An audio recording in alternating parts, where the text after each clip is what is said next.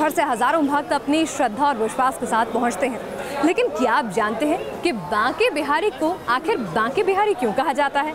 बांके बिहारी की ये सांवली सलोनी मूर्त आखिर आई कहां से?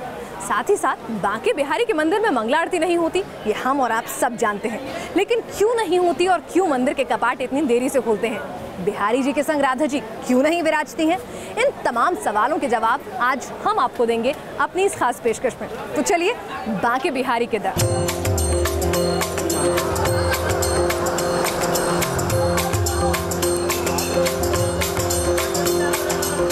यहाँ खुद बांके बिहारी वास करते हैं। अब इन्हें किशन कहें या कन्हैया, मुरली वाले कहें या बांके बिहारी। भारतवर्ष एक मंदिरों की भूमि है।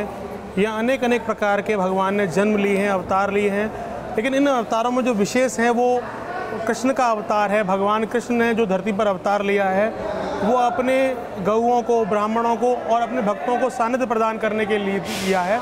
और उसी श्रृंखला में श्रीधाम वृंदावन ब्रज 84 कोस में भगवान कृष्ण का अवतार श्री बांके बिहारी जी के रूप में यहाँ वृंदावन में है। देश विदेश से भक्तजन भगवान के इस अलौकिक रूप का दर्शन करने के लिए आते हैं।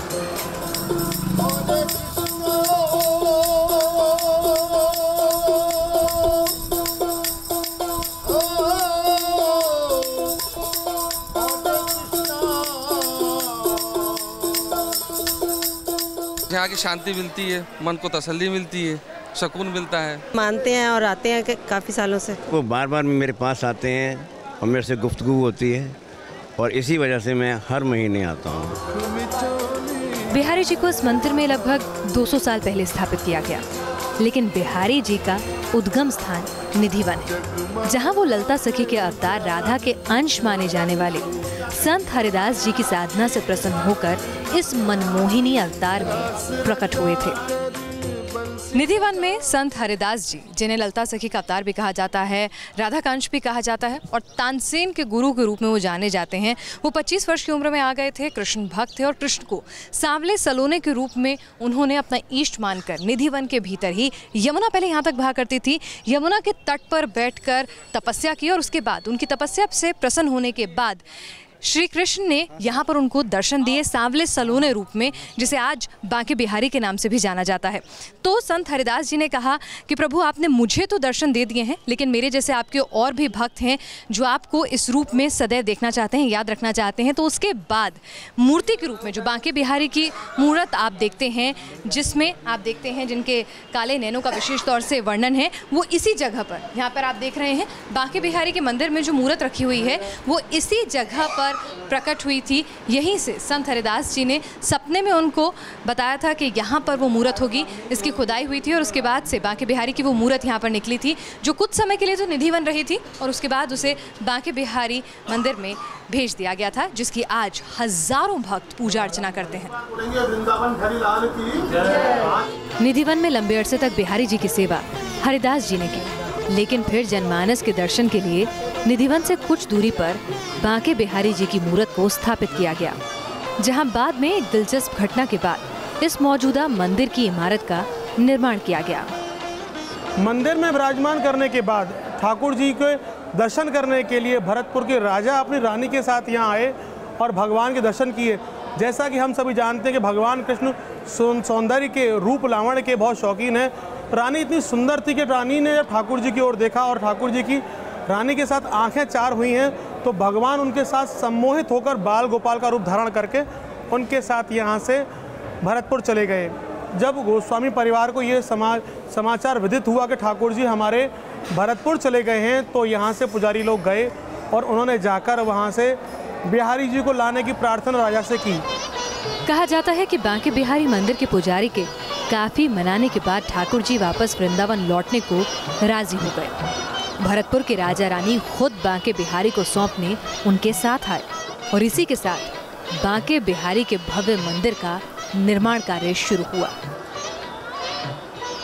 जिस तरह से कहा जाता है श्री कृष्ण भरतपुर की रानी के संग संग हो लिए थे, गोप रूप में उनके साथ साथ चल दिए थे और उसके बाद बांके बिहारी मंदिर के पुजारी जो हैं बिहारी जी को वहाँ से दोबारा मनाकर वापस लेकर आए थे। राजा रानी भी उनको यहाँ सौंपने के लिए आए थे और यहाँ पर राजा ने, भरतपुर के राजा ने इच्छा जताई थी कि जैसा मंदिर भरतपुर में बना हुआ है बांके बिहारी का, वैसे ही मंदिर का निर्माण वो यहाँ कराना चाहते हैं। उसकी जिम्मेदारी उन्होंने अपने पुत्र रतन सिंह को सौंपी थी और जब तक बांके बिहारी मंदिर का जो पूरा का पूरा भव्य मंदिर आप देखते हैं 200 साल पुराना, उसका निर्माण हुआ, रतन सिंह जी यहाँ पर, ये जो जगह रतन छत्री के नाम से जानी जाती है, यहाँ पर आज आपको सिर्फ एक मोहल्ला भर मिलेगा।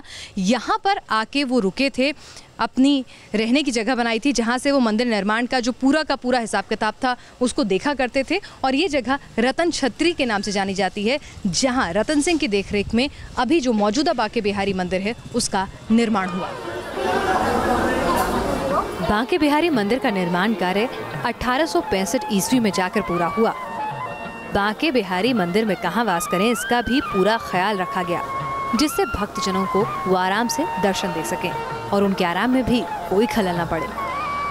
इसके साथ ही एक बात ये भी थी कि बांके बिहारी को ठाकुर जी भी कहते हैं, तो उनकी गरिमा को ध्यान में रखते हुए भगवान की मूर्ति कहाँ स्थापित की जाए, मंदिर के पुजारियों के सामने ये सवाल भी काफी अहम था।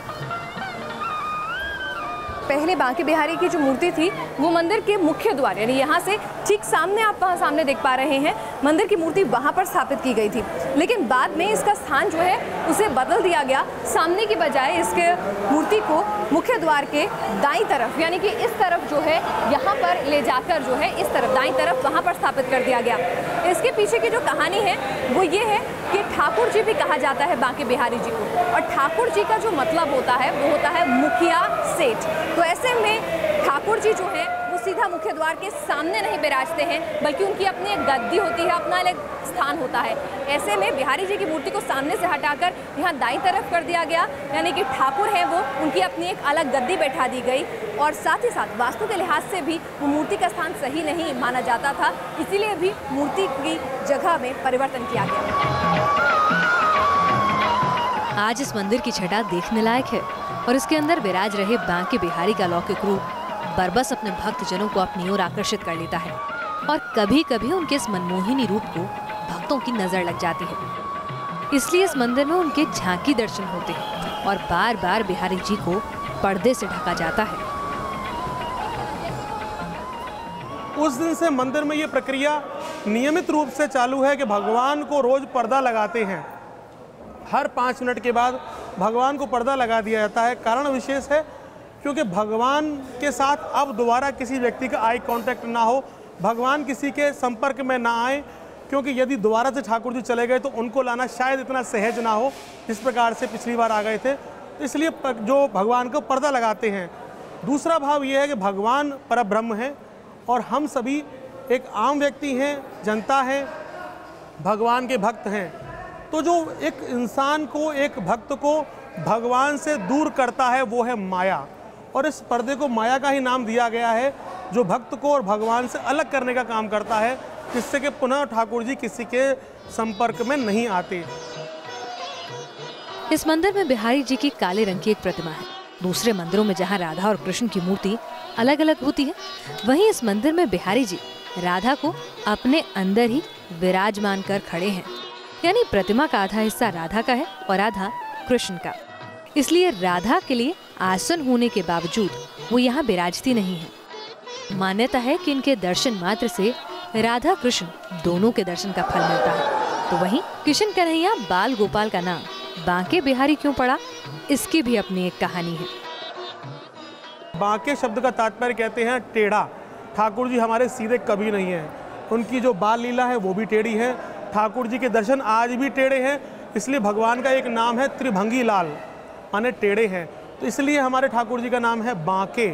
और बिहारी नाम इसलिए पड़ा है क्योंकि जिस समय भगवान कृष्ण का जन्म हुआ था उस समय रोहिणी नक्षत्र था, और रोहिणी नक्षत्र में उत्पन्न हुए जातक का नाम बिहारी पड़ा, इसलिए आज भी हमारे ठाकुर जी को बांके बिहारी कहा जाता है। भगवान कृष्ण के इस मंदिर के भी अलग अलग रीति रिवाज हैं। दूसरे मंदिरों की तरह यहाँ सुबह सुबह मंगला आरती नहीं होती, क्योंकि इससे बांके बिहारी की नींद में खलल पड़ने का अंदेशा रहता है। बांके बिहारी मंदिर में मंगला आरती नहीं होती है और दूसरे मंदिरों की तरह से यहाँ पर कपाट जो है वो सुबह सुबह नहीं खुलते हैं, बल्कि थोड़ी देरी से खुलते हैं। भक्तगण यहाँ पर पहुँच जाते हैं, इंतज़ार करते हैं कि कब कपाट खुलेंगे और कपाट खुलने का समय 7:30 से 8 बजे के करीब रखा जाता है। इसके पीछे की वजह जो है वो भी बेहद दिलचस्प है, उसके पीछे एक कहानी छिपी हुई है। कहा जाता है कि संत हरिदास जी एक बार आराधना कर भोर के वक्त अपने कमरे में लौटे और उन्होंने देखा कि वहाँ पर पहले से कोई सोया हुआ है। उन्होंने कहा कि अरे मेरे बिस्तर पर कौन सो रहा है। अचानक से वो शख्स गायब हो जाता है और अपने पीछे वो कुछ सामान जो है वो छोड़कर चला जाता है। संत हरिदास जी की उम्र हो चली थी, वो छूकर देखने की कोशिश करते हैं कि सामान क्या है, उन्हें कुछ समझ में नहीं आता। इतने में मंदिर का पुजारी जो है बांके बिहारी मंदिर का, वो संत जी के पास जाता है और कहता है कि महाराज वंशी और चूड़ा जो है वो मंदिर की मूर्ति से गायब हो गया है, मुझे कुछ समझ नहीं आ रहा। संत हरिदास जी समझ जाते हैं पूरा माजरा और वो कहते हैं कि भोर के मुझे एहसास हुआ था जैसे कमरे में कोई पहले से लेटा हुआ है और ये सामान छोड़ गया है। और पुजारी ने देखा कि वो सामान कुछ और नहीं बल्कि चूड़ा और वंशी थी। तब से ये फैसला लिया गया कि पुजारी जो है वो मंगला आरती नहीं करा करेंगे, क्योंकि ऐसी मान्यता है, ऐसी सोच रखी जाती है कि प्रभु जो है बांके बिहारी जी जो है वो निधि बन जाते हैं, रास रचते हैं और सुबह के वक्त जो है भोर के वक्त लौट कर आते हैं। ये उनके सोने का समय होता है, तो ऐसे में उन्हें जगाया ना जाए, इसीलिए मंगला आरती भी नहीं होती है और उन्हें थोड़ी देरी से जगाया जाता है दूसरे मंदिरों की तुलना में। बिहारी जी की सेवा करने वाले गोसाई बताते हैं कि बांके बिहारी का बाल गोपाल रूप एक नटखट बच्चे का रहा है। शांति उन्हें बेहद पसंद है और इसलिए इस मंदिर में शांति भंग ना हो, शोर शराबा ना हो, इसका खास ख्याल रखा जाता है। सुबह शाम की आरती भी शांतिपूर्ण तरीके से करने की यही एक वजह है। बांके बिहारी मंदिर में आप चारों तरफ नजर घुमा के देख लीजिए, आपको कहीं भी कोई घंटा नगाड़ा नजर नहीं आएगा। इसके पीछे यहाँ के गोसाई जो हैं वो ये तर्क देते हैं कि यहाँ पर भगवान कृष्ण जो हैं बांके बिहारी जो हैं वो बाल रूप में विराजमान हैं और बालक जो है वो बेहद ही नाजुक मिजाज होता है, तुनक मिजाज होता है, कभी भी उसे गुस्सा आ सकता है। तो ऐसे में अगर बहुत ज़्यादा शोर होगा, आवाज़ होगी, तो हो सकता है बाल रूप जो है कान्हा का वो नाराज़ हो जाए, चिड़चिड़ा हो जाए। इसीलिए भगवान को शांति देने की कोशिश की जाती है। और यहाँ पर आरती भी आपको बता दें किसी भी तरह से मंजीरों के साथ, तेज भजन कीर्तन के साथ नहीं की जाती, बल्कि बेहद शांतिपूर्ण तरीके से यहाँ पर आरती होती है। बांके बिहारी के इस मंदिर में बाल गोपाल को भोग भी बेहद लाड़ दुलार से लगाया जाता है। बिल्कुल एक छोटे बच्चे की तरह से उन्हें प्यार से दुलार से भोग लगाया जाता है। मंदिर में एक बड़ा सा बर्तन है जिसमें उनका भोग खास तौर से तैयार कर लाया जाता है और फिर मंदिर के भंडारी लोरी गाकर उन्हें भोग लगाते हैं।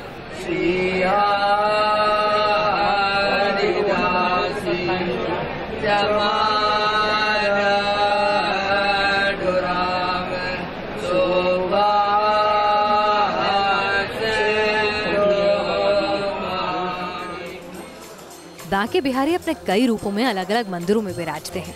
कहीं लड्डू गोपाल के रूप में होते हैं, तो कहीं सुदर्शन चक्र हाथ में लिए होते हैं, तो कहीं मुरली मनोहर के रूप में। यहाँ भी बांके बिहारी का वही मुरली वाला रूप मौजूद है। हाथ भी मुरली पकड़ने की मुद्रा में है, लेकिन इन हाथों में वो मुरली नहीं है जिसे सुनकर गोपियाँ मंत्रमुग्ध हो जाया करती थी।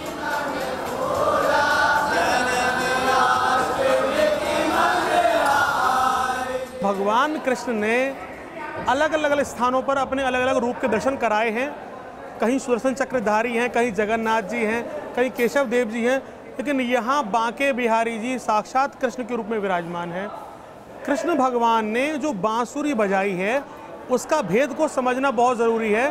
तो भगवान कृष्ण ने जिस समय बांसुरी बजाई है वो बांसुरी केवल अपनी गोपियों के लिए, ग्वाल वालों के लिए जो बजाई है, वो बांसुरी का समय था शरद पूर्णिमा की रात्रि को, जिसे महारास रात्रि कहा जाता है। उसी दिन भगवान ने गोपियों के लिए, अपने ग्वालवाल मंडली के लिए बांसुरी बजाई है। अन्यथा भगवान जब भी बांसुरी को बजाते थे तो वो केवल अपनी गायों को चराने के लिए, उनको अपने पास बुलाने के लिए। तो जो जीव मात्र के लिए भगवान का बांसुरी बजाना है वो केवल साल में एक बार शरद पूर्णिमा की रात्रि के दिन होता है। इसलिए केवल शरद पूर्णिमा की रात्रि को भगवान बांसुरी धारण करते हैं। बांके बिहारी के भक्तजनों की उनमें अपार श्रद्धा है। उन्हें विश्वास है कि बांके बिहारी उनका कभी अहित नहीं होने देंगे। विश्वास इतना गहरा है कि किसी भी बिजनेस को शुरू करने से पहले भक्तजन बांके बिहारी को अपना पार्टनर बना लेते हैं।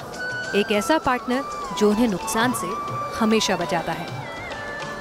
ठाकुर जी के साथ जो लोग जुड़े हुए हैं, जो भक्त के भाव से जुड़े हैं, भगवान के साथ उनका कोई भी अपना इंटरेक्शन है, चाहे भगवान को अपना इष्ट मानते हैं, चाहे भगवान को अपना गुरु मानते हैं, पिता मानते हैं, भाई मानते हैं, तो उसी श्रृंखला में लोग भगवान को अपना पार्टनर भी नियुक्त करते हैं। उनका ऐसा मानना है कि भगवान के खाते में कभी घाटा नहीं जाता, नुकसान नहीं होता, तो वो अपने कंपनी में, अपने व्यापार में, व्यवसाय में ठाकुर जी को एक पत्तीदार बना के रखते हैं। वृंदावन की अपनी संस्कृति है और इस संस्कृति को गहरा किया है बांके बिहारी ने, जो यहाँ हिंदू मुस्लिम एकता का परिचय बनते हैं। बांके बिहारी की महिमा पर उनके भक्तों का अटूट विश्वास है। उनका मानना है कि ठाकुर जी भक्तों की मुराद बिन मांगे पूरी कर देते हैं। बिहारी जी का भक्तों से यही अटूट रिश्ता है जो रोज दूर दराज से उनके भक्तों को अपनी ओर खींच लाता है। लेकिन भक्त यहाँ ठाकुर जी के मंदिर की व्यवस्थाओं में अब सुधार चाहते हैं। भीड़ के कारण थोड़ा दिक्कत आती है, जैसे थोड़े सिक्योरिटी गार्ड थोड़े ज़्यादा होने चाहिए, तो थोड़ा मतलब कि हैंडल कर सके। कानून की व्यवस्था, सफाई इंतजामात, ये थोड़े बहुत यूपी गवर्नमेंट को भी करने चाहिए। साफ़ सफाई नहीं है यहाँ पे, साफ़ सफाई होनी चाहिए। बिहारी जी अपने भक्तों की हर मुराद बिना मांगे पूरी करते हैं। भक्त भी बिहारी जी के चरणों में लाखों करोड़ों का चढ़ावा चढ़ाते हैं। ठाकुर जी भी कहा जाता है बिहारी जी को, जो अपने ठाट बाट के लिए जाने जाते हैं।